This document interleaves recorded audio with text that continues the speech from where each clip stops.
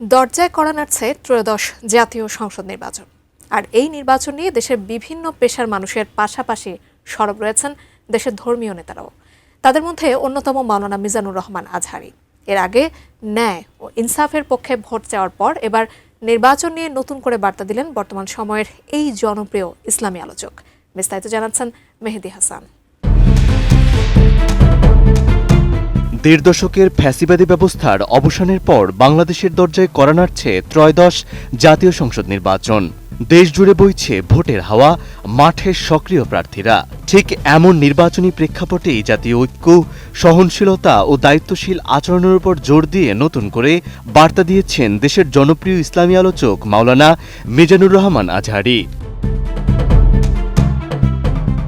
রবিবার ফেসবুকে দেয়া এক দীর্ঘ পোস্টে তিনি বলেন, ২৪ জুলাই গণঅভ্যুত্থানের মাধ্যমে জনগণ পুনরায় ভোটাধিকার ফিরে পেয়েছে।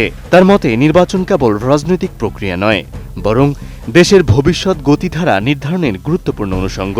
ইতিহাসের এই মহাসন্ধিক্ষণে সকল শ্রেণী পেশার মানুষের সম্মিলনে জাতিগত ঐক্য গড়ে তোলার আহ্বান জানান তিনি।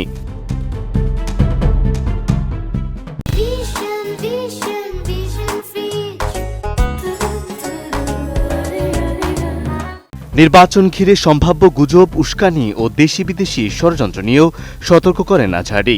তিনি বলেন, মতভিন্নতা থাকতেই পারে, কিন্তু তা যেন প্রতিহিংসা বা রক্তক্ষয়ী সহিংসতায় রূপ না নেয়। রাজনৈতিক মতপার্থক্যের কারণে আত্মীয় স্বজন কিংবা প্রতিবেশীর সঙ্গে সম্পর্ক নষ্ট হওয়াকে তিনি বেদনাদায়ক বাস্তবতা হিসেবে উল্লেখ করেন। রাজনীতিবিদদের উদ্দেশ্যে তিনি স্পষ্ট বার্তা দেন, সাধারণ মানুষ ট্যাগিং ও ব্যাশিং মুক্ত পরিচ্ছন্ন রাজনীতি দেখতে চায়।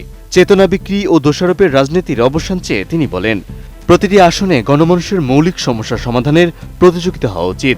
প্রতিপক্ষকে দোষারোপ নয়, বরং নিজেদের কর্মপরিকল্পনা জনগণের সামনে তুলে ধরার আহ্বান জানান তিনি। একটি শান্তিপূর্ণ ও গ্রহণযোগ্য নির্বাচন আয়োজনের ক্ষেত্রে প্রশাসন, দেশপ্রেমিক সেনাবাহিনী ও নির্বাচন কমিশনের নিরপেক্ষ ভূমিকার উপর জোর দেন এই ইসলামী আলোচক। তার ভাষায় ১৮ কোটি মানুষ এই কাঙ্ক্ষিত নির্বাচন উপহার পেতে চায় এবং দায়িত্ব পালনে পূর্ণ পেশাদারিত্ব ও পক্ষপাতহীন আচরণ প্রত্যাশা করে।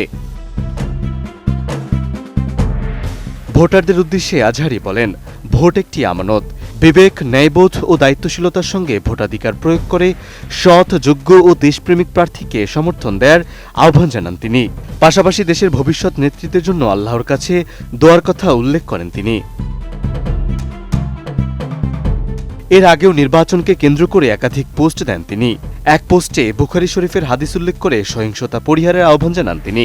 ওই পোস্টের মন্তব্যের অংশে তিনি লিখেছিলেন, এই দেশ আমাদের সবার এবং দেশের মানুষের নিরাপত্তা একটি পবিত্র আমানত। অন্য পোস্টে স্পষ্ট করেন তিনি, ভোট একটি আমানত এবং যোগ্য প্রার্থীকে ভোট দেওয়াই আমাদের দায়িত্ব।